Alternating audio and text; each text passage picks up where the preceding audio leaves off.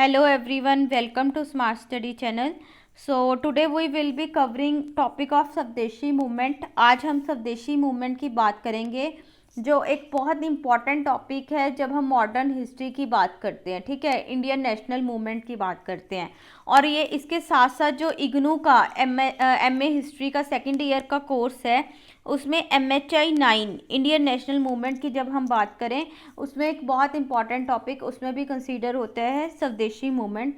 तो आज हम इसे डिटेल में देखेंगे, इसके क्या कॉजेज़ रहे, कौन कौन से बेसिक ट्रेंड्स थे इसमें, फिर उसके बाद कैसे ये फेल हुआ और इसका क्या इम्पेक्ट पड़ा, वो हम अच्छे से कवर करेंगे. और इसमें हमने जो है इग्नू का स्टडी मटेरियल रेफ़र किया है और उसके साथ साथ और भी इम्पॉर्टेंट सोर्सेज मॉडर्न हिस्ट्री के, ठीक है, वो भी कवर किए हैं साथ साथ में. तो ये आपके लिए काफ़ी इम्पॉर्टेंट लेक्चर रहेगा. तो चलिए स्टार्ट करते हैं स्वदेशी मूवमेंट को.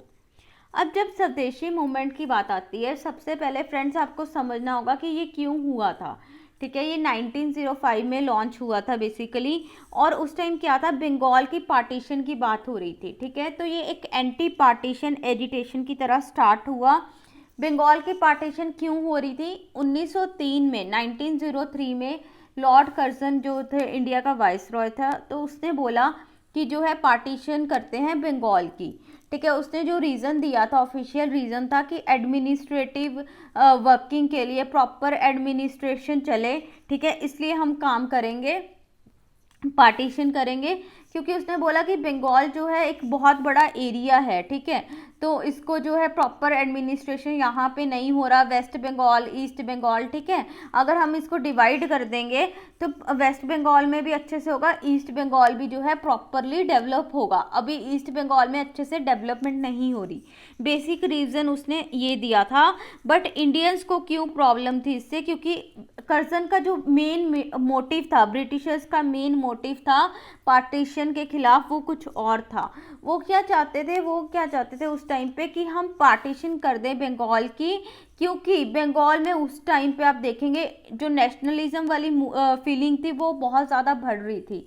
हमारे बहुत सारे लीडर्स जो हैं बंगाल से इमर्ज हुए थे. ठीक है, एक सेंटर ऑफ नेशनलिज्म बन गया था बंगाल का एरिया. ठीक है, कांग्रेस में अगर मॉडरेट्स की बात करें, काफ़ी लोग वहाँ से आ रहे थे बंगाल से. ठीक है, नेशनलिज्म को रिप्रेजेंट कर रहे थे. और उसके बाद जो है एक इतना इम्पोर्टेंट सेंटर बन गया यहाँ पे, एजुकेटेड मिडिल क्लास. आप देखेंगे जो भी मेन लीडर्स हुए, राजा राम मोहन रॉय, ठीक है, अलग अलग लीडर्स जो हैं बंगाल से बिलोंग कर रहे थे.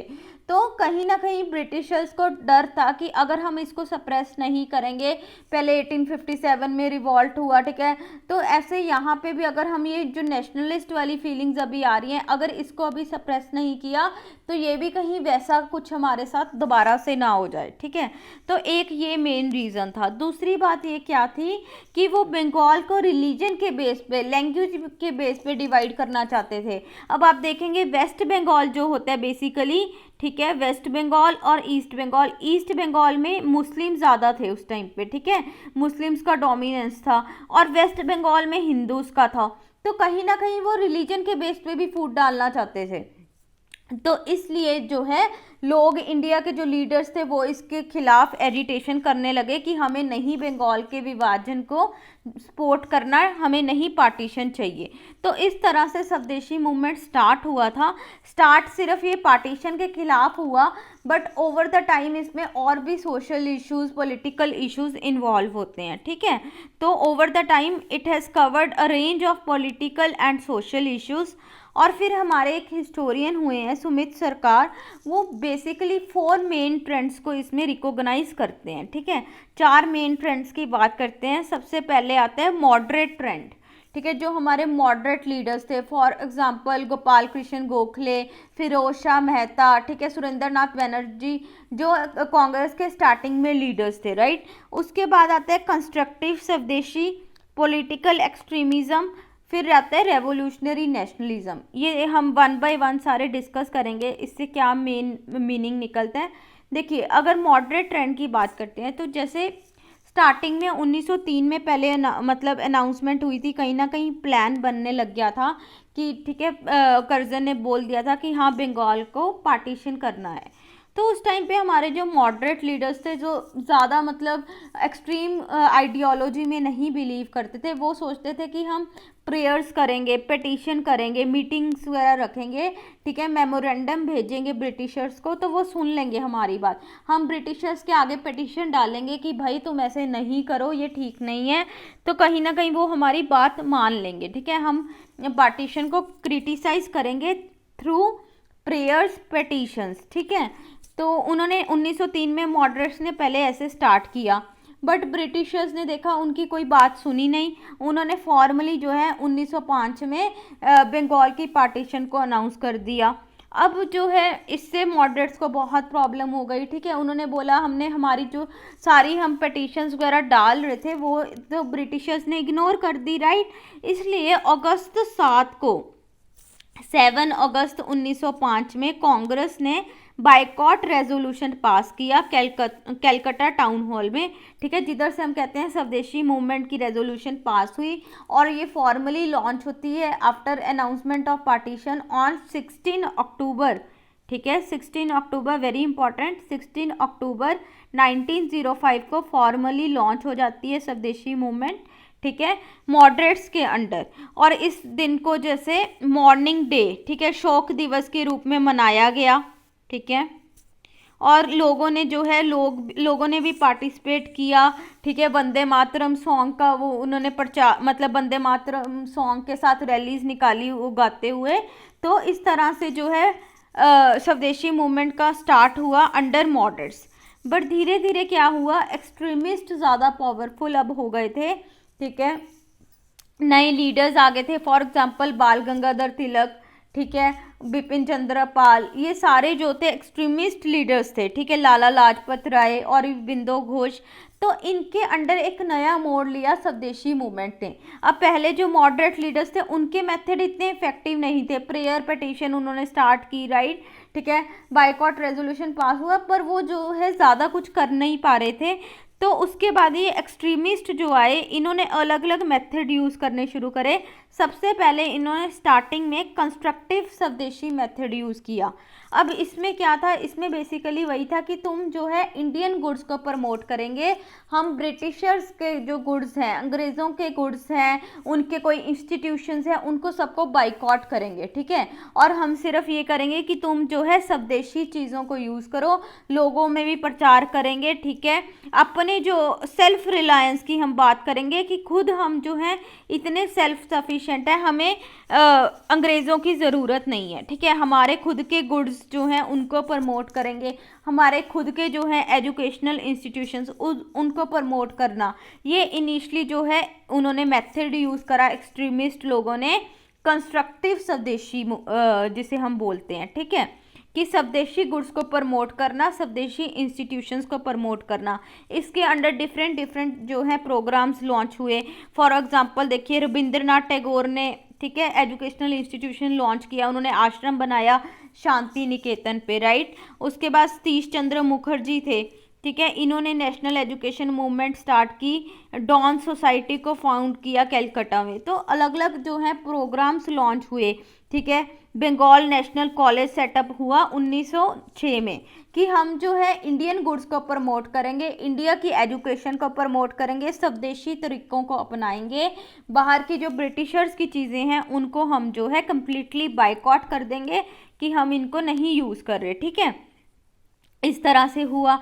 फिर दूसरा जो पहलू आया कंस्ट्रक्टिव प्रोग्राम का, उन्होंने क्या किया, उसने जो है आत्मा शुद्धि पे, ठीक है, रिलीजन को कहीं ना कहीं इंडियन कल्चर को लिंक किया, ठीक है, हिंदुइज्म भी जो है इसमें लिंक हुआ।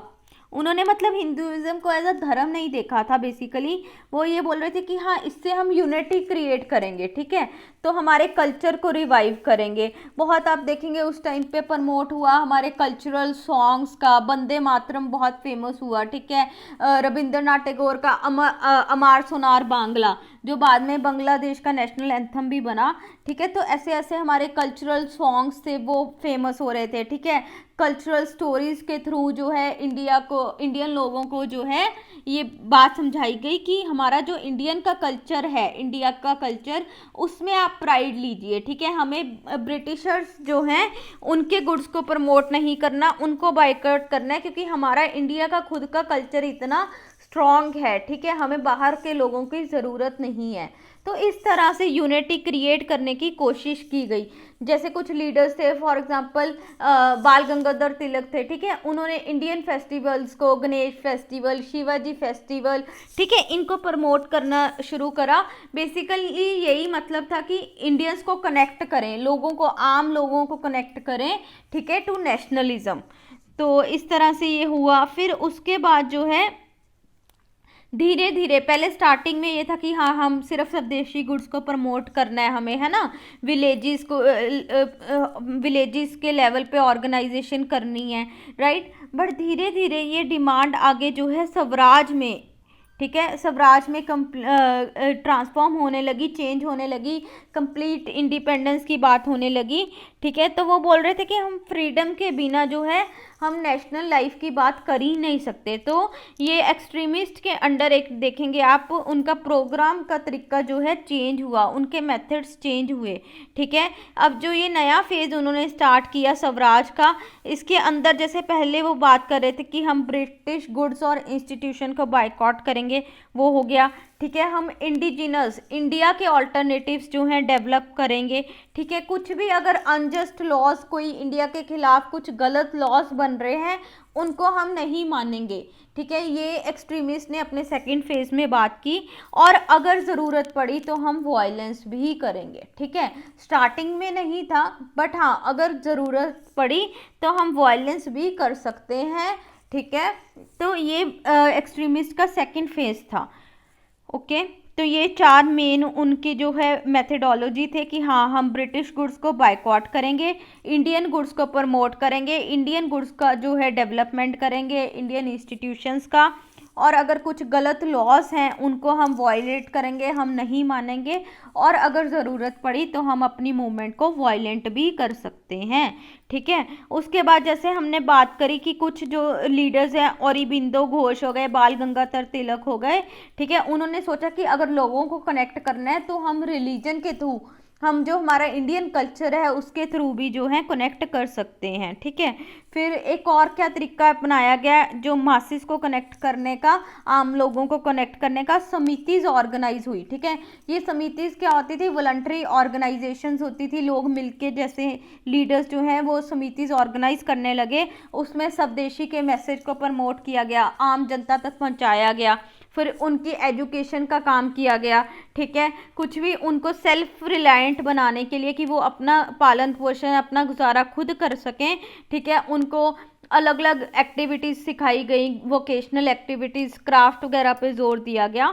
तो इस तरह से समितिस ने जो है अच्छा फंक्शन किया।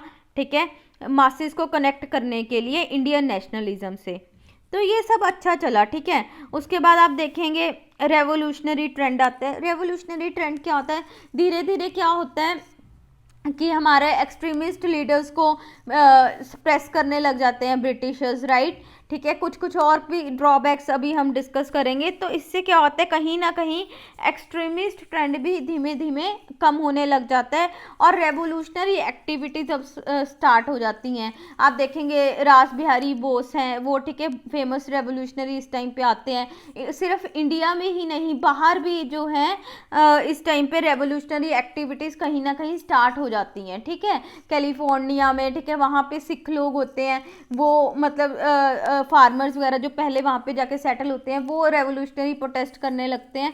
तो अलग अलग रेवोल्यूशनरी एक्टिविटीज़ भी इस टाइम पे स्टार्ट हो जाती हैं।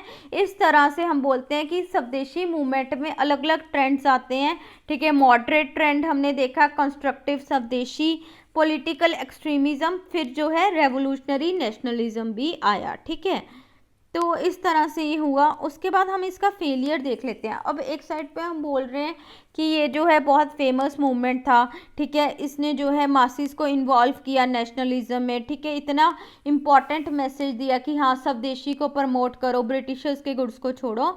बट कहीं ना कहीं इसके कुछ ड्रॉबैक्स, कुछ लिमिटेशंस भी रही, जिसके कारण ये फेल हुआ, ठीक है। तो फेल क्यों हुआ? अब देखिए, सबसे पहले जो हमने बात की कि रिवाइवलिज्म किया, हिंदू कल्चर को यूज़ किया। अब बेसिकली हमारे लीडर्स ने वो इसलिए किया था कि यूनिटी क्रिएट हो, लाइक लोग जो है अपने आप को कनेक्ट फील कर सके, क्योंकि स्टार्टिंग से आप देखेंगे इंडिया का एक रिच कल्चर ट्रेडिशन रहा है एंशियंट टाइम से ही, ठीक है। तो हमारे लीडर्स ने सोचा अगर हम इंडियंस को वो चीज़ बताएंगे कि आप अपने कल्चर में प्राइड लो, आप बाहर की चीज़ों को मत प्रमोट करो, ठीक है, तो कहीं ना कहीं वो जुड़ेंगे इस मूवमेंट से, राइट। बट इसका उल्टा असर क्या हुआ, कुछ जो लोग थे, मुस्लिम्स थे, ठीक है, और फिर लोअर कास्ट के लोग थे, उनको ऐसा लगा कि ये कहीं ना कहीं जो है हिंदुइज्म की तरफ मूवमेंट बढ़ रही है, और वो इससे जो है अलग होने लग गए, ठीक है, वो रिलीजन के बेसिस पे इसको देखने लगे। तो कहीं ना कहीं इसका नेगेटिव इम्पैक्ट भी रहा कि मुस्लिम लोग हो गए, धीरे धीरे आप देखेंगे मुस्लिम लीग जैसे क्रिएट होती है ना, तो उनको ये था कि ये तो कहीं ना कहीं हिंदूज ही इस मूवमेंट को डोमिनेट कर रहे हैं। लीडरशिप भी आप देखेंगे बंगाल में बड़े बड़े हिंदू लीडर्स थे, ठीक है, तो उनको ये एक नेगेटिव इम्पैक्ट इसका रहा कि हम सारे सेक्शंस ऑफ सोसाइटी को यहाँ पे जोड़ नहीं पाए, ठीक है। जैसे लीडरशिप भी अपर कास्ट हिंदूज की थी कहीं कहीं, तो बड़े बड़े ज़मींदार थे वो लोग, तो लोअर जो पीजेंट्स वगैरह थे वो इस मूवमेंट से दूर होते गए, ठीक है। उसके बाद जैसे हमने देखा समितिस बनी थी, ठीक है, कि हाँ हम ग्रास रूट पे काम करेंगे, ठीक है, लोगों में एजुकेशन को प्रमोट करेंगे, राइट। बट फिर भी कहीं ना कहीं ये हुआ, वो भी बहुत ज़्यादा जो है डीप सेक्शंस ऑफ सोसाइटी तक नहीं पहुंच पाए, ठीक है, बंगाली हिंदूज तक ही उन्होंने काम किया, ज़्यादा वो सारे सेक्शंस तक नहीं सक्सेसफुली पहुंच पाए, ठीक है। और फिर जिधर बात आ रही है कि एजुकेशन वगैरह की एक्टिविटीज़ की, ठीक है, तो अब एकदम से इतने ज़्यादा एजुकेशनल इंस्टीट्यूशंस खोल पाना भी जो है उस टाइम पॉसिबल नहीं था, ठीक है। तो जो हमारे नेशनल स्कूल्स थे वो भी एक लिमिटेड नंबर में थे। एक साइड पे हम इंडियंस को कह रहे हैं, आम जनता को, कि भाई तुम ब्रिटिशर्स की चीज़ें यूज़ मत करो, उनके इंस्टीट्यूशंस मत यूज़ करो, इंडियन एजुकेशन में इंटरेस्ट लो, पर उसके लिए फिर हमारे उतने कॉलेजेस वगैरह भी तो होने चाहिए ना, और उस टाइम पे वो नहीं था, ठीक है। फिर दूसरी बात ये हुई कि स्वदेशी गुड्स प्रमोट तो कर लें, पर जो आम जनता है उनके पास इतना नहीं पैसा है, ठीक है, तो स्वदेशी गुड्स क्या थे, वो थोड़े महंगे थे ब्रिटिशर्स गुड्स के कंपैरेटिव। तो लोग कह रहे हमारे पास जब पैसा ही नहीं है, हम तो फिर ब्रिटिशर्स गुड्स जो सस्ते हैं हम तो उनको यूज़ करेंगे, राइट। तो इस तरह की डिफ़िकल्टी भी फेस करनी पड़ी स्वदेशी मूवमेंट को। और फिर बहुत सारा ऐसा हो गया था कि वर्कर्स जो प्लांटेशन नॉर्थ ईस्ट एरियाज़ में थे वहाँ तक रीच नहीं हुई स्वदेशी मूवमेंट की, ठीक है। और बाद में क्या होता है, जैसे जैसे मूवमेंट सप्रेस होती है, 1908 में देखेंगे, पहले 1907 में सूरत स्प्लिट भी हो जाता है, मॉडरेट्स और एक्सट्रीमिस्ट आपस में लड़ने लग जाते हैं, ठीक है, ब्रिटिशर्स जो हैं उनमें फूट डलवा देते हैं, तो कहीं ना कहीं कांग्रेस की लीडरशिप नहीं रही। फिर जो एक्सट्रीमिस्ट लीडर्स है लाइक बाल गंगाधर तिलक और बिंदु घोष, इनको अलग अलग कॉन्स्पिरेसीज में जो है ब्रिटिशर्स ने जो जेल वगैरह में डाल दिया। तो कहीं ना कहीं एक वैक्यूम क्रिएट हो गया था, लीडरशिप नहीं बची थी कि लोगों को जो है अब मोटिवेट कर सके, ठीक है। और इससे क्या हुआ, रेवोल्यूशनरी ट्रेंड एक्टिवेट हो गया था, रेवोल्यूशनरी एक्टिविटीज़ बढ़ गई थी, राइट। तो कहीं ना कहीं हमारी जो स्वदेशी मूवमेंट है अब फेल होने लगी थी। 1908 तक आते आते इसकी जो है एक्टिविटीज़ थोड़ी सप्रेस हो गई थी, ठीक है। उसके बाद इम्पैक्ट, चाहे हम बोलते हैं कि हमारी मूवमेंट जो है सब फेल हो गई एक लेवल पे आके, बट हाँ इसने जो इम्पैक्ट की बात करें, इसने बहुत ऐसी महत्वपूर्ण चीज़ें कर डाली जो पहले नहीं हुई थी इंडियन नेशनल मूवमेंट में। फॉर एग्जांपल क्या था, पहले हमेशा मॉडरेट्स के अंडर कांग्रेस में अगर बात करें तो इलाइट क्लास को ही देखा जाता था, एरिस्टोक्रेसी को ही देखा जाता था, आम लोगों की तरफ नहीं आती थी नेशनलिस्ट मूवमेंट, राइट। बट पहली बार ऐसा हुआ कि मासिस को इन्वॉल्व किया गया नेशनलिस्ट मूवमेंट में, बहुत बड़ी बात थी। देखिए ये क्या था, एक तरह से अगर गांधीयन मूवमेंट का बात करें उसका एक प्रीकर्सर था, ठीक है। चलो वायलेशन वगैरह बाद में जो वायलेंट हो गई, रेवोल्यूशनरी एक्टिविटीज़ आ गई, पर जैसे स्वदेशी हो गया, बाइकआउट हो गया, गांधी जी भी बाद में जाके ये यूज़ करते हैं, वो भी मासेस को कनेक्ट करते हैं। बड़ी बड़ी मास मूवमेंट्स हुई, नॉन कॉपरेशन, ठीक है, CDM, क्विट इंडिया मूवमेंट। तो ये एक स्टार्टिंग कहाँ से हुई है? स्वदेशी मूवमेंट से, ठीक है, एक बेस यहाँ पे बना। फिर उसके बाद जो है नए नए मेथड्स को इंट्रोड्यूस करा, स्वदेशी, बायकॉट, ठीक है, कल्चर से लिंक करना। तो ये नए मेथड्स, अब जैसे क्योंकि पुराने जो मॉडरेट्स के मेथड्स थे, जैसे हम बोलते हैं प्रेयर, पिटीशन, मेमोरेंडम, ये मेथड अभी इतने चल नहीं रहे थे, इनसे ब्रिटिशर्स को कुछ फ़र्क नहीं पड़ रहा था। तो कहीं ना कहीं जो ये नए मेथड से बाद में भी जाके आप देखेंगे नेशनलिस्ट मूवमेंट में गांधी जी ने भी इनको यूज़ किया था, राइट। तो ये स्टार्ट हुए स्वदेशी मूवमेंट से। उसके बाद नए नए लीडर्स आए, different parts of the country से लीडर्स आए। देखिए पंजाब से लाला लाजपत राय आ रहे हैं, ठीक है, बंगाल से सारे ये अरबिंदो घोष, ठीक है, महाराष्ट्र से बाल गंगाधर तिलक।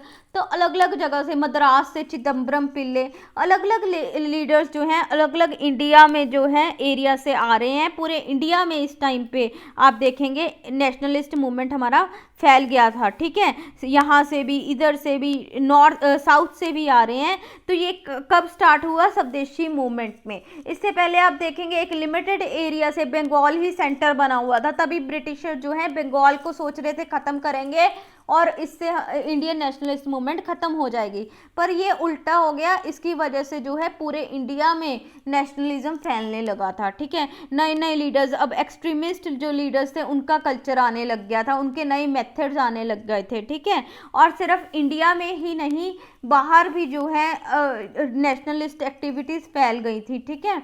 आप देखेंगे कैलिफोर्निया में, फिर बाद में गदर पार्टी बनती है ना, अलग अलग जगह जो है अब नेशनलिस्ट लीडर्स इमर्ज हो गए थे। बिक्का जी कामा ने इस टाइम पे जो है स्टुटगार्ट जर्मनी में इंडियन फ्लैग को लहराया था, राइट। तो जो हमारी नेशनलिस्ट एक्टिविटीज़ थी ना सिर्फ इंडिया में, बाहर तक पहुंच गई थी, ठीक है। फिर जो हमारे एक्सट्रीमिस्ट लीडर्स थे, इन्होंने न्यूज़पेपर्स, प्रेस का इस टाइम पे जो है उसको भी यूज़ किया। पहले ऐसा नहीं होता था। बाल गंगाधर तिलक ने देखिए केसरी, मेहराता ऐसे करके न्यूज़पेपर्स निकाले, सो दैट कॉमन मासेस तक नेशनलिस्ट मैसेजेस को पहुंचाया जाए, ठीक है। ब्रिटिशर्स की जो एंटी ब्रिटिश पॉलिसी, मतलब एंटी इंडियन पॉलिसीज़ हैं, उनको बताया जाए कॉमन मासेस को। और मॉडरेट लीडर्स भी अभी थोड़े और एक्टिव हो गए थे, उनको था कि अभी हमारा टाइम ख़त्म आने लगा है, हमें और कुछ चीज़ें करनी होंगी, ठीक है। फॉर एग्जांपल गोपाल कृष्ण गोखले ने जो है उस टाइम पे servants of India society find करी थी 1905 में, ठीक है, जो कि जिसने पुअर लोगों के लिए काम किया। बाद में होम रूल लीग होती है, उसमें भी ये लोग पार्टिसिपेट करते हैं, ठीक है। तो इस तरह से मॉडरेट लीडरशिप भी अभी एक्टिव होने लगी थी, ठीक है। और फाइनली ब्रिटिशर्स चाहे, ठीक है, ये सप्रेस हो गई, इसको फेल हुआ ये, पर ब्रिटिशर्स बाद में जो है उनको बंगाल की पार्टीशन जो उन्होंने डिसीजन था वो उसको उनको वापस लेना पड़ा, ठीक है। 1911 में उन्होंने इस डिसीजन को ख़त्म करा, दोबारा से बंगाल एक हो गया, ठीक है। तो इस तरह से सक्सेसफुल स्वदेशी मूवमेंट सप्रेस ज़रूर हुई, पर कहीं ना कहीं इसका बहुत पावरफुल इम्पैक्ट पड़ा, ठीक है। ब्रिटिशर्स जो हैं इससे काफ़ी इम्पैक्ट हुए गए थे, और फाइनली 1911 में उन्होंने अपना बंगाल पार्टीशन का डिसीजन वापस ले लिया, ठीक है।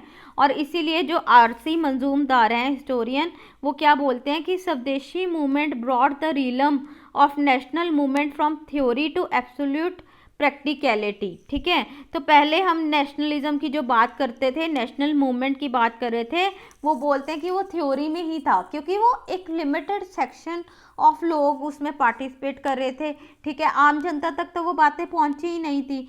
तो थ्योरी से प्रैक्टिकल अगर करें नेशनल मूवमेंट को लेके आने की बात, तो वो स्वदेशी मूवमेंट ने स्टार्ट की है, राइट। अब लोगों को समझ आने लगी थी कि हम भी जो हैं वो नेशनल मूवमेंट में पार्टिसिपेट कर सकते हैं, ये ब्रिटिशर्स हमारे साथ सही नहीं कर रहे, तो एटलीस्ट हम एक स्टार्ट कर सकते हैं नेशनल मूवमेंट में पार्टिसिपेट करना, ठीक है। धीरे धीरे अगर ये स्वदेशी मूवमेंट से बेस ना क्रिएट होता तो गांधी जी को शायद और स्ट्रगल करना पड़ना था, ठीक है, बट हमें एक बेस पहले मिल चुका था, और गांधी जी के अंडर जो है अच्छे से, और ये जो मूवमेंट्स लॉन्च हुई, नॉन कॉपरेशन, CDM और क्विट इंडिया में, तो आप देखेंगे बड़े बड़े लीडर्स पहले दिन ही अरेस्ट हो गए थे, तो इंडियन मासेस ने ही लीड किया था, राइट।